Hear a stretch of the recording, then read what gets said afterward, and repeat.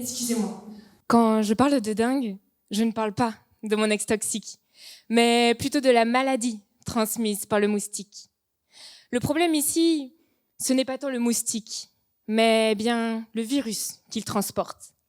Invisible et multiple, car il n'y a pas une dingue, mais 4 dingues.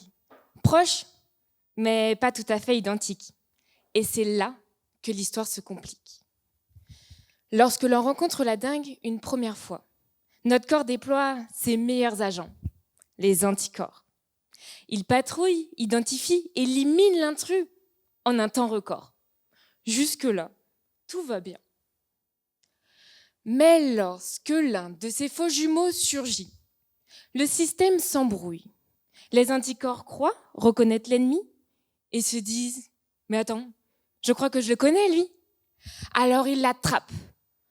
Mais au lieu de le bloquer, il l'escorte main dans la main jusqu'à la porte des cellules. C'est comme si vous et moi invitons le cambrioleur à rentrer.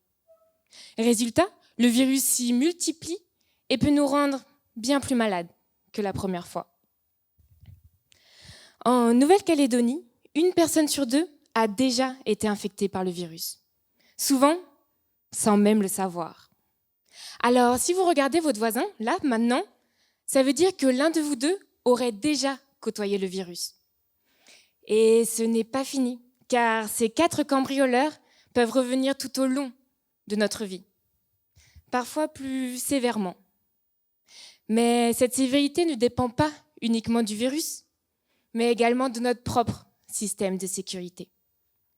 Un système qui varie d'une personne à une autre, ou plus globalement d'une population à une autre. La Nouvelle-Calédonie porte en elle une richesse exceptionnelle. Kanaks, Européens, Wallisiens, Futuniens, Vietnamiens, tout le Pacifique s'y rencontre. Alors, dans cette mosaïque immunitaire, la diversité calédonienne influence-t-elle la réponse face au virus ? Et c'est là que je rentre en scène. Ma thèse ? J'explore comment, selon nos origines, les anticorps protègent la maison. Ou au contraire, laissent la porte grande ouverte. Comprendre cette diversité, c'est comprendre pourquoi parfois nos anticorps peuvent nous tromper.